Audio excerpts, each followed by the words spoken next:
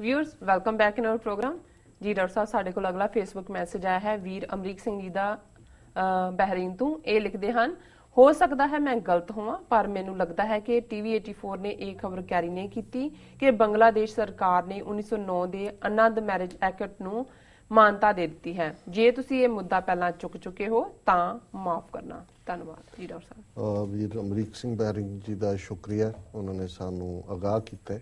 वैसे headline news ਦੇ ਵਿੱਚ ਅਸੀਂ ਇਹਨੂੰ ਕਵਰ ਕੀਤਾ ਸੀ ਐਜ਼ ਅ ਨਿਊਜ਼ ਆਈਟਮ। ਅਸੀਂ ਸੱਚੋ ਸੱਚ ਇਹਨੂੰ ਡੀਟੇਲ ਡਿਸਕਸ਼ਨ 'ਚ ਨਹੀਂ ਲਿਆਂਦਾ ਔਰ ਅਸੀਂ ਸਮਝਦੇ ਹਾਂ ਕਿ ਇਹ ਗੱਲ ਜਿਵੇਂ ਪਾਕਿਸਤਾਨ ਨੇ 2012 ਦੇ ਵਿੱਚ ਆਨੰਦ ਮੈਰਿਜ ਐਕਟ ਨੂੰ ਮਾਨਤਾ ਦਿੱਤੀ ਸੀ, ਬੰਗਲਾਦੇਸ਼ 'ਚ ਕੋਈ 500 ਤੋਂ ਵੀ ਘੱਟ ਸਿੱਖ ਨੇ।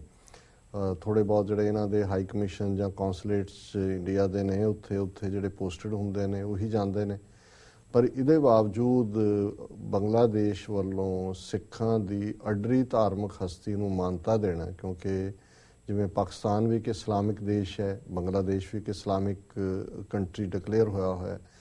ਸੋ ਇੱਕ ਪਾਸੇ ਜਿਨ੍ਹਾਂ ਮੁਲਕਾਂ ਨੂੰ ਅਸੀਂ ਭੰਡਦੇ ਹਾਂ, ਸ਼ਰੀਅਤ ਲਾਅ ਨੂੰ ਜਿਹੜਾ ਹੈ ਉਹ ਇਨਹਿਊਮਨ ਇਹ ਕਹਿੰਦੇ ਨੇ, ਇਹਨਾਂ ਦਾ ਮੀਡੀਆ ਔਰ ਪ੍ਰਚਾਰ ਕਰਦਾ।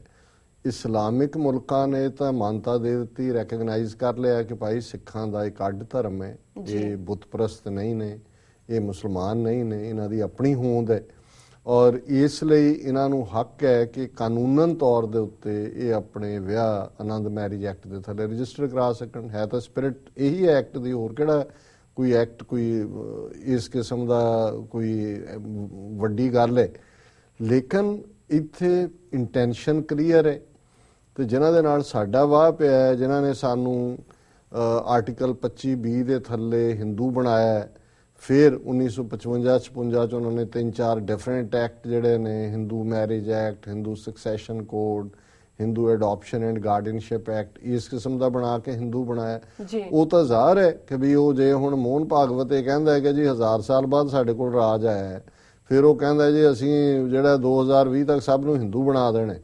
ਸੋ ਜਿਹੜੇ ਹੁਣ ਇਹਨਾਂ ਦੀਆਂ ਕਰਤੂਤਾਂ ਨੇ ਇੰਡੀਅਨ ਸਿਸਟਮ ਦੀਆਂ, ਉਹ ਤਾਂ ਸਾਡੀ ਅਡਰੀ ਹੋਂਦ ਨੂੰ ਖਤਮ ਕਰਨ ਲਈ ਨੇ। ਹੋਰ ਅਕਾਲ ਤਖਤ ਢਾਣਾ, ਸਿੱਖਾਂ ਦੇ ਉੱਤੇ ਪੂਰਾ ਜਿਹੜਾ ਜ਼ੁਲਮ ਦੀ ਚੱਕੀ ਚਲਾਉਣਾ, ਔਰ ਜਿਵੇਂ ਅਸੀਂ ਕੱਲ੍ਹ ਜ਼ਿਕਰ ਕੀਤਾ ਸੀ ਕਿ ਤਖਤ ਸ੍ਰੀ ਹਜ਼ੂਰ ਸਾਹਿਬ ਪੂਰੀ ਤਰ੍ਹਾਂ ਹੀ ਉਹਨਾਂ ਨੇ ਜਿਹੜਾ ਆਪਣੇ ਕੰਟਰੋਲ 'ਚ ਕਰ ਲਿਆ। ਉਹਦੀ ਮੈਨੇਜਮੈਂਟ ਬੋਰਡ ਅਮੈਂਡ ਕਰਕੇ ਉਹ ਹਜ਼ੂਰ ਸਾਹਿਬ ਐਕਟ ਨੂੰ ਫਰਵਰੀ ਮਹੀਨੇ 'ਚ ਉਹਨਾਂ ਨੇ ਕਿਹਾ ਜੀ ਜਿਹੜੀ ਹੈ ਮਹਾਰਾਸ਼ਟਰ ਦੀ ਗਵਰਨਮੈਂਟ ਜਿਹੜੀ ਹੈ ਉਹ ਅਪਾਇੰਟ ਕਰੇਗੀ ਕਿ ਕਿਹਨੂੰ ਮੈਨੇਜਰ ਲਾਣਾ ਹੈ। ਉਹ ਤਾਰਾ ਸਿੰਘ ਨਾਂ ਦਾ ਇੱਕ ਉਹ ਜਿਹੜਾ ਸ਼ਕਲੋਂ ਸਿੱਖ ਪਰ ਪੱਕਾ ਹਿੰਦੂ ਉੱਥੇ ਲਾ ਦਿੱਤਾ ਹੈ। ਹੁਣ ਕੱਲ੍ਹ ਉਹਨਾਂ ਨੇ ਜਨਰਲ ਸੈਕਟਰੀ ਲਾ ਦਿੱਤਾ ਉਹਨਾਂ ਦੇ ਐਜੂਕੇਸ਼ਨ ਟਰਸਟ ਦਾ।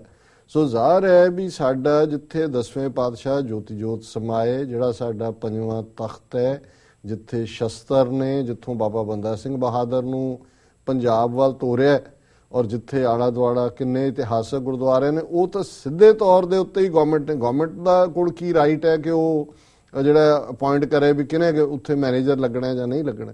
ਸੋ ਅਸੀਂ ਸਮਝਦੇ ਹਾਂ ਕਿ ਵੀ ਇਹ ਜਿਹੜੀ ਸਾਡੀਆਂ ਕੁਝ ਸਿੱਖ ਜਥੇਬੰਦੀਆਂ ਨੇ ਵੀ ਮੰਗ ਕੀਤੀ ਹੈ ਕਿ ਜੀ ਬੰਗਲਾਦੇਸ਼ ਨੇ ਕਰਤਾ, ਇੰਡੀਅਨ ਗਵਰਨਮੈਂਟ ਵੀ ਕਰੇ। ਤਾਂ ਮੈਂ ਅਕਸਰ, ਹਾਲਾਂਕਿ ਮੈਨੂੰ ਇਹ ਫਰੇਜ਼ ਬਹੁਤ ਚੰਗਾ ਤਾਂ ਨਹੀਂ ਲੱਗਦਾ ਹੈ, ਤਾਂ ਮੇਲ ਸ਼ੋਵਨਿਜ਼ਮ ਇਹਦੇ ਚੋਂ ਨਿਕਲਦਾ, ਪਰ ਉਹ ਇੱਥੇ ਇਹੀ ਹੁੰਦਾ ਕਿ ਵੀ ਉਹ ਫਿਰੇ ਨੱਕ ਵਢਾਉਣ ਨੂੰ, ਉਹ ਕਹੇ ਨੱਥ ਕਢਾਉਣ ਵੀ ਅਸੀਂ ਇਹਨਾਂ ਤੋਂ ਕਿਹਨਾਂ ਤੋਂ ਮੰਗ ਕਰਦੇ ਹਾਂ ਕਿ ਜੀ ਮੈਰਿਜ ਐਕਟ ਦਾ, ਉਹ ਤਾਂ ਤੁਹਾਡੀ ਕੌਮ ਟੋਟਲ ਵਾਰ ਦੇ ਥੱਲੇ ਤੁਹਾਡਾ ਸਰਵਨਾਸ਼ ਕਰਨ ਵੱਲ ਤੁਰੇ ਹੋਏ ਨੇ। ਸੋ ਹੁਣ ਸਾਡਾ ਫੋਕਸ ਆਪਣੀ ਮੁਕੰਮਲ ਆਜ਼ਾਦੀ, ਖਾਲਿਸਤਾਨ ਦੀ ਤਹਿਰੀਕ ਨੂੰ ਜਿਹੜਾ ਉਹ ਮੰਜ਼ਿਲੇ ਮਕਸੂਦ ਤੱਕ ਪਹੁੰਚਾਉਣਾ, ਇਹ ਹੋਣਾ ਚਾਹੀਦਾ। ਸੋ ਅਸੀਂ ਥੈਂਕਫੁਲ ਹਾਂ ਬੰਗਲਾਦੇਸ਼ ਹਕੂਮਤ ਦੇ ਜਿਨ੍ਹਾਂ ਨੇ ਇੱਕ ਬੜਾ ਠੀਕ ਫੈਸਲਾ ਲਿਆ ਹੈ ਆਨੰਦ ਮੈਰਿਜ ਐਕਟ ਨੂੰ ਮਾਨਤਾ ਦੇ ਕੇ। ਜੀ ਰੋਸਸ ਨਾਲ ਲੈਣਾ ਬ੍ਰੇਕ। ਵਿਊਅਰਸ ਤੁਸੀਂ ਇਸ ਤਰ੍ਹਾਂ ਬਨੇ ਰਹੋ, ਮਿਲਦੇ ਹਾਂ ਛੋਟੇ ਜਿਹੇ ਬ੍ਰੇਕ ਤੋਂ ਬਾਅਦ।